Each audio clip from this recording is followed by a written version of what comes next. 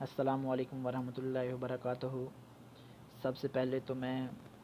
شہیر بھائی سیالوی کا بہت شکر گزار ہوں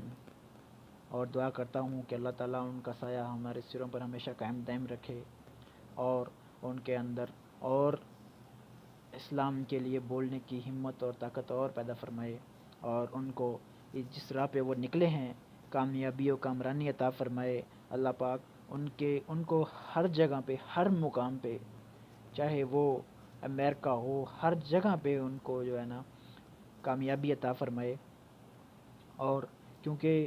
وہ ایک ایسی شمع کو لے کے نکلے ہیں جس کو ہم بھول چکے تھے،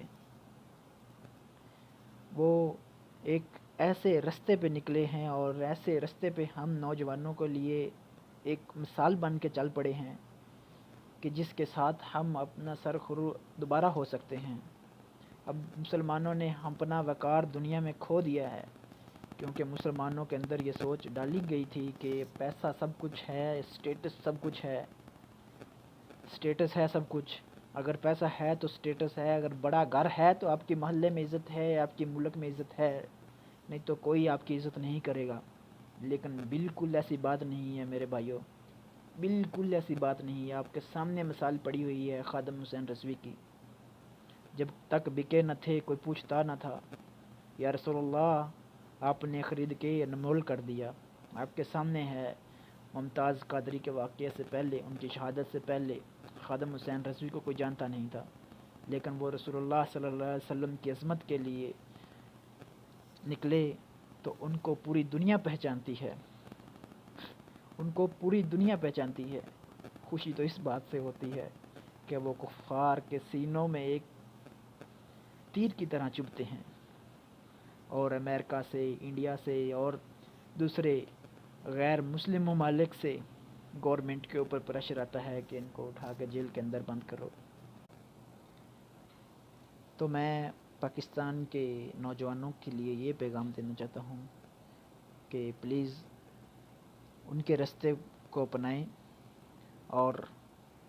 جس طرح ہماری مائیں بہنیں کشمیر ماں بہنوں کے اوپر ظلم ہو رہا ہے اور ان کے بیٹوں اور بھائیوں کو جو ہے نا قتل عام کیا جا رہا ہے، اور انڈین فوجی جو انڈین آرمی جو ہے وہ مسلمانوں کے گھروں کے اندر گھس کے ہماری ماں بہنوں کی عزت لوٹتے ہیں، خدا را ان کے لیے نکلیں اور شہیر بھائی کی سپورٹ کریں تاکہ ہم اپنے ٹارگٹ تک پہنچ سکیں، ہم جو ہے اپنے کشمیری لوگوں کی مدد کر سکیں۔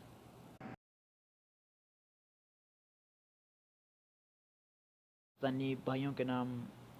اور ان بڑے لوگوں کے نام کر رہا ہوں جنہوں نے اپنے لیے ایک کمرے سے ڈبل سٹوری بنا لیا، ٹرپل سٹوری بنا لیا، لیکن ابھی بھی وہ کہتے ہیں کاش 2-3 پلاٹ اور ہو جاتے تو بہت اچھا ہوتا۔ آج ان کے لیے ایک پیغام میں بھیج رہا ہوں کہ خدا را اپنے کشمیری بہن بھائیوں کے لیے، اپنے شام، عراق، ایران، لیبیا، لبنان، سیریا، ایران مسلمان بھائیوں کے لیے سوچیں، خدا را ان کے لیے سوچیں۔ یہ پتہ نہیں اللہ تعالیٰ نے ہمیں مفتی میں ہی پاکستان دے دیا، یقین مانیں، اور وہ کشمیری لوگ، کشمیری مائیں، کشمیری بہنیں اور ان کے بچے ہر روز صبح کو پاکستان کے جھنڈے اٹھا کے نکلتے ہیں کہ پاکستان کے نعرے مارتے ہیں،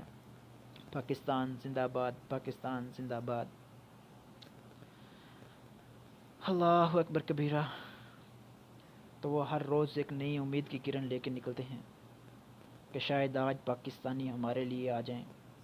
آج پاکستانی ہمارے لیے اقوام متحدہ میں آواز اٹھا لیں۔ شاید آپ اس کو ان کا لالچ بول سکتے ہیں کہ پاکستانی ہمیں آزادی دلائیں گے، یا ان کا پیار بول سکتے ہیں، اور پیار بھی ایسا کہ اپنی آزادی کے لیے نکلتے ہیں لیکن پھر بھی پاکستان کے نعرے ان کے منہ پر ہوتے ہیں، اور ہر روز وہ صبح سوچتے ہوں گے کہ پاکستانی عوام ایک دن آئے گی، ہمیں آزادی دلائے گی، پر ہم اپنے کاموں میں، اپنے آپ کو بڑا کرنے میں، اپنے پولیٹکس کو سپورٹ کرنے میں ہم پاکستان ایک دوسرے کی ٹانگیں کھینچتے رہتے ہیں۔ خدا را ان کے لیے نکلو اور نکل کے ایک بڑا احتجاج ریکارڈ کرواؤ، تاکہ اقوام متحدہ اس ریکارڈ کو دیکھ کے، اس احتجاج کو دیکھ کے اس پر خصوصی ایکشن لے۔ واللہ یقین نہیں آتا کہ ہم پاکستانی، ہم سوچتے ہیں شاید ہم سے بڑا کوئی نہیں ہے، ہم سے بڑا کوئی طاقتور نہیں ہے، ہم فلانے کو ایسے گرا سکتے ہیں، ہم فلانے کو ایسے گرا سکتے ہیں۔ خاک آئے گی وہ آپ کی ہمت اور طاقت جب آپ کے کشمیری بہنوں کے ساتھ زیادتیاں کی جا رہی ہوں، جب آپ کے بھائیوں کو کشمیر میں کاٹا جا رہا ہو۔ خدا را نکلیں۔